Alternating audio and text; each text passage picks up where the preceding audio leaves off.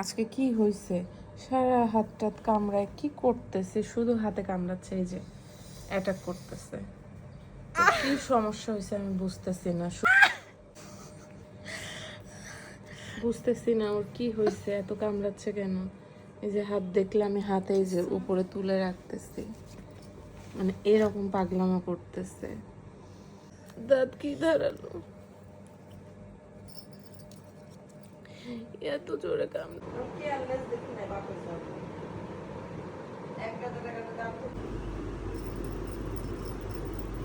সে ওইখান থেকে। ও মাই গড,